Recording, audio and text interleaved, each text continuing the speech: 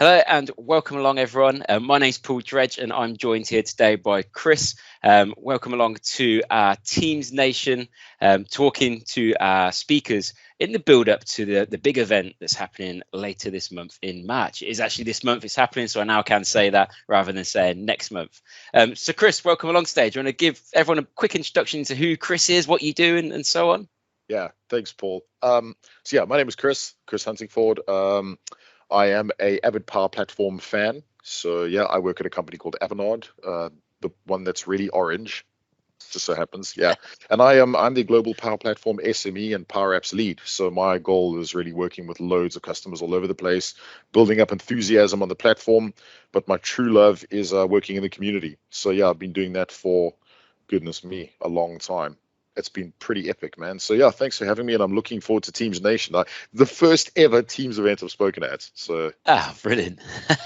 Speaking at a Teams event about the Power Platform, that's what I like to see. That's it, man. The collaborative apps, dude. Come on. Exactly that. Showing the true collaboration of what the platform can do.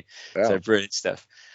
So I'm right thinking, Chris. I mean, I've met you before and so on, but last time I had a proper conversation, you were at Microsoft, weren't you? Mate, that was I was. That was a while back, and I've been out of Microsoft now for a year.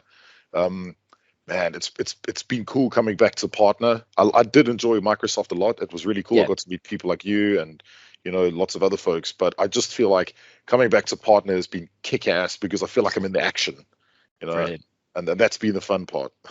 Yeah, so I guess you did the full circle, didn't you? From outside of Microsoft coming into Microsoft, then going back to the partner world. Yeah, it's been weird, man, because in South Africa, I was in a partner, and I was a virtual technical sales professional, so I was one of the first ever VTSPs.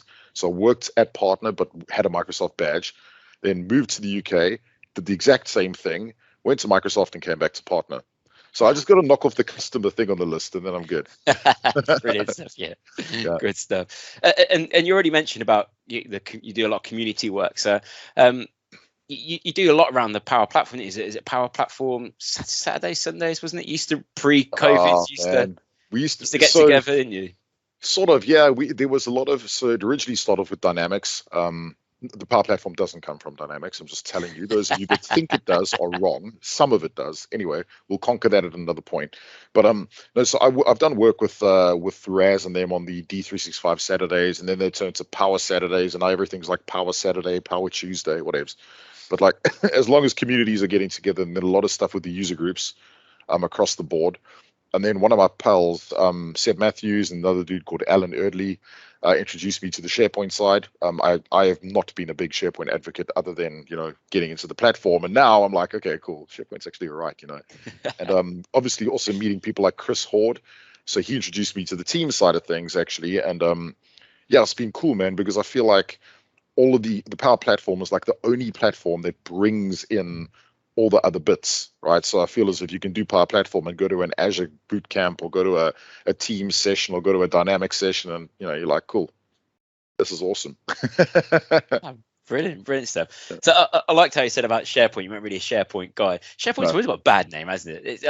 I think the history of SharePoint has always got that overcast shadow on it, hasn't it? I mean, I'm a big fan of SharePoint. I love SharePoint, and I probably work with it more than anything else at the minute.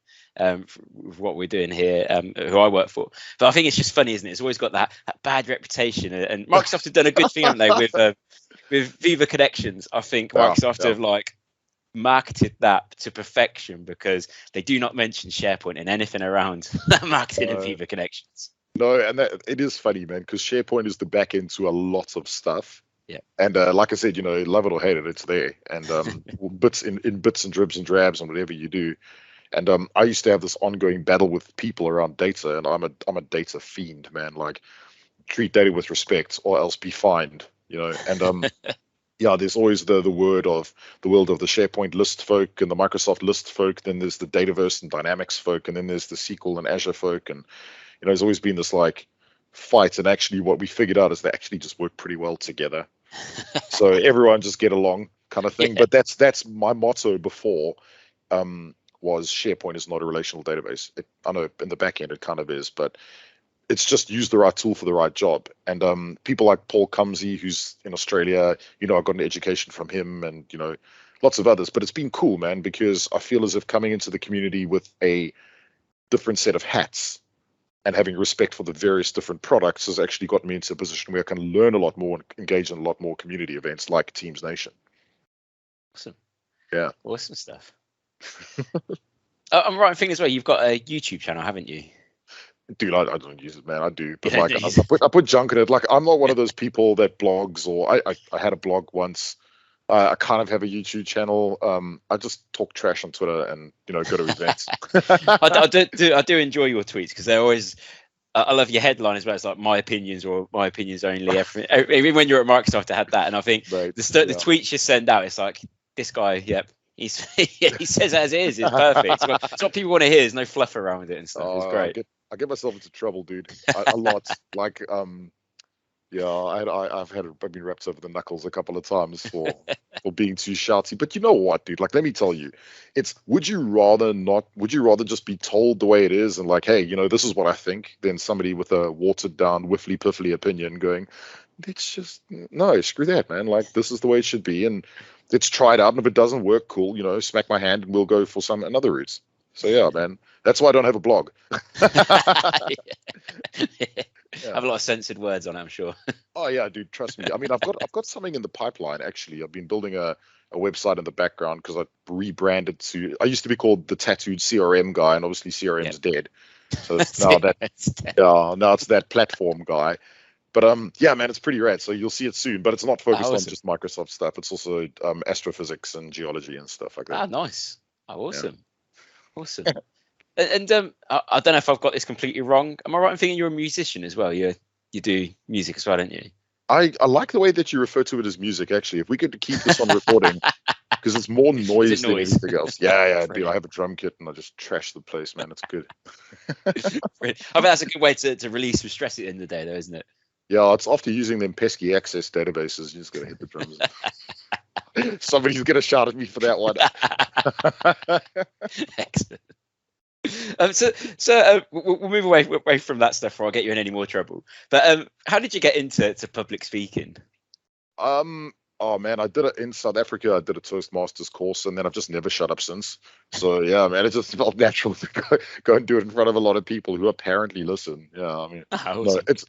No, it was cool because actually in the UK. So when I moved from SA to the UK, I didn't really know anyone. And then I hooked up with people like Andrew Bibby and a bunch of the community members. And man, they were just like, hey, dude, do you want to come and do a talk? And I did at Andy's user group, and I did half the talk with my fly down, and then realized that I was like, oh man, my fly's down. So like, sorted up the zip in front of everyone. And Andy's like, bro, can we not? Yeah. And ever since then, I've just been running around talking. Yeah. It's been cool, man. It's been awesome, like doing all these different events. That's great though. It's like it just comes naturally to you, because I know a lot of speakers out there that that they spend hours rehearsing, they spend a lot of time panicking, trying to get it right. I'm one who, if I'm talking at an event, I'll create some slides and read through them, but I never prepare. I'm crap at preparing for stuff. And I was actually doing I was doing a Microsoft talk the other week with someone within my organisation, and they're like, "Oh, can we run through it together?" I was like, "No, I don't really want to." I said, "I'll happily listen to your part, but I don't need to run through my bit." And she got really panicky about it, and I was like, "It'll just come naturally. It'll just come naturally." Dude, if you know the stuff you're talking about, right? Like my theory is, if you know your stuff, like if you've been doing your research, and I know you have because you're a smart guy, and I know your skill set. Yeah, I know your skill set, but like, if you know your stuff and you're passionate about your stuff, yes, I agree, make slides, blah, blah, blah. But like, man, the passion comes out more when you haven't rehearsed and you haven't really planned it out word for word. And I remember saying it, one of my mates, this dude called Will Dorrington, when we were still at Hitachi together years ago, he was moving into pre-sales, and we were sitting in a pub, of course, rehearsing a presentation. I said, dude, forget the slides. You need to be able to do this without a slide deck. You need to be able to tell the story and articulate the story without slides. Yeah. When you can do that, then we're talking. And man, the guy has become the king. The student has become the master. Let me tell you. Yeah. Brilliant. So you're talking this year's Teams Nation. Tell us a little bit about your session that you're doing, what people can expect if they turned up for it, rather than smiling all the way through it and nodding and make sure your flies are done up. What else will they be expecting from the session? This session is a poke at a bunch of people, if I'm honest. It really is, man. Because I'll tell you why, right? I'm not going to tell you who I'm taking the poke at, but I feel like in the Power Platform, a lot of people watch all the Microsoft videos and are like, oh my God, Power Platform is apps. It's apps. Yes, it's apps. Oh man, Karen, let's go build an app. And off you and Karen go and you build an app. Cool, man. And then what? And then what? Another app? No. Yes, I don't know. You make another Canvas app. And then what people do is they get so good at writing apps that they end up writing reams and reams and reams of Power FX. And then they're like, oh, dude, my app doesn't perform. And I'm like, yeah, man, because you've turned a platform that could have been used, on top of a proper data storage facility or on top of with Power Automates backing it. And what you've done is you've written a ton of code on top of an Excel document. Well done. Ask the NHS what happened to them when they put all their data in Excel. Anyway, so yeah, basically I'm going to take the whole concept of it's not Power App form, it's Power Platform, and we're going to talk about everything but apps. Oh, awesome. Yeah, we're not going to talk about Canvas apps, right? Like Canvas apps, cool, we love it. Everyone knows what it is. That's not the point of the platform. The point is taking a bunch of digital bricks and snapping them together to solve real problems, okay? And that's what we're going to do, right? That session is not going to be focused on apps at all. I'm going to rip the app out of the platform for that session. Brilliant. I mean, that's probably actually the only time I've heard the Power Platform is going to be talked about without talking about apps. That's the plan. Awesome. I'm definitely going to have to try and catch that one. It is going to be quite snipey though, and I have a reason for that, man. I feel like a lot of the time we undergrade the tools like Power Virtual Agents and data storage and AI Builder and stuff. I feel like a lot of the time we fixate on an app because it's a tangible thing. It's like, hey, look what I made an app, cool. But actually, what really is important is that sometimes the best user interface is no user interface. Yeah. And that's the trick, dude. It's like, I want to be able to bring that into light and physically show people that we need to be able to be talking about the Power Platform without fixating on apps, because everyone does, and it's way more than that. Yeah. Awesome stuff. So anyone out there who thinks they're a power platform guru, wants to know more about Power Platform or anything like that, definitely join this session. And Chris will open up your eyes of what more is out there around or Power Platform. Yeah. Hey man, you know what the thing is, like, I just feel as if there's a lot more out there, and I feel like we need to know that and be able to tell our customers and friends and family and everyone about it. Brilliant stuff. So apart from your session then at Teams Nation, what would you if someone said to you about there's an event coming up, should I go to it and stuff, what would you say makes Teams Nation a good event? I'm putting you on the spot there. It's a good question. So I feel like what you guys have done from an event perspective is you brought in a lot of the different facets of the platform, and not just Power Platform, the Microsoft stack. Like Microsoft speak about this concept of the 3 clouds, which is absolute trash. It's one cloud. And I feel like you're creating that in an event, right? You're actually saying, hey, this is one cloud. Like, actually, guys, folks, everyone, people, come together, talk about the cool stuff you're doing together. And I really like that. I've looked at the list of speakers. I haven't had a chance to look over all of the sessions. And I'm seeing people from so many different areas coming in. And it's quite cool because I feel like also I don't like the term diverse. I want to use inclusive rather. I feel like it's a very inclusive event. I feel like there's something there for everyone. And a lot of the time events miss that because number one, they're trying to be too big. And number two, they're trying to like cater for a small portion of the market. Yeah. So for me, this is cool. I really like it. Awesome. That's an awesome way of putting it. So that's great. We might get that headliner there and put it out there.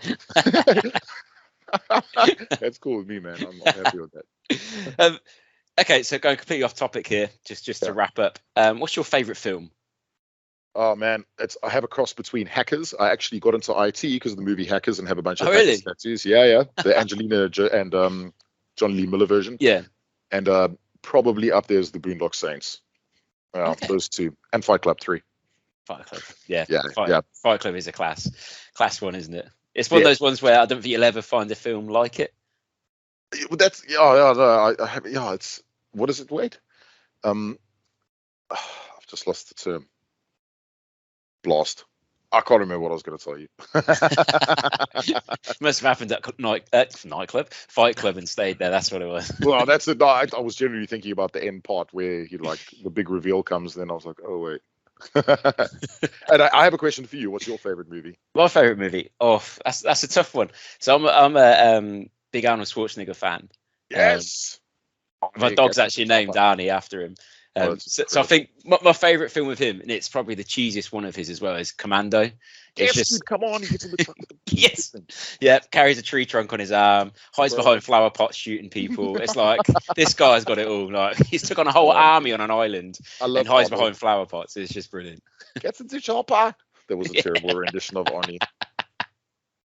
Brilliant. And then one final question: then. What is your go-to food dish? Your favorite food dish to go out there and get? Oh, dude, it changes weekly. I have this obsession that, you know what, actually, I'll come out, right? So I go through these phases with food where I'll just eat something for like a month and I can't stop eating it, right? I went through it with Chinese food, pizza. It just happens all the time. But I think my go-to food dish is probably going to be something South African. Definitely, in fact. And they make this thing, it's called a boerewors roll. Okay. Yeah, it's really cool. It's delicious. But yeah, it's proper like sober food, drunk food, dry food, rugby food, whatever. It's just delicious. Brilliant. I'll have to look that up then and see what that. It's really cool. Don't look at what they make it with. It's going to freak you out, but it's really good. Brilliant. Awesome. Well, massive thank you to you, Chris, today for joining us here and just opening people's eyes about you, your session, and the Power Platform and what the potential is there. So those of you out there, please tune in on the 23rd of March to catch Chris and some other great sessions throughout the day. We have 13 different tracks at Teams Nation, 140 different sessions with 170 speakers speaking at the event. So please do join us on that day. It's 100% free and it's 100% run by the community for the community. So thank you again, Chris, for joining us today. You guys are legends, man. Thank you. And I just want to shout out to everyone. These people organizing this event for free. Just think about that. Thank you. We appreciate it. Thank you very much, Chris. And cheers everyone for joining today. Until next time, thank you and goodbye, everyone.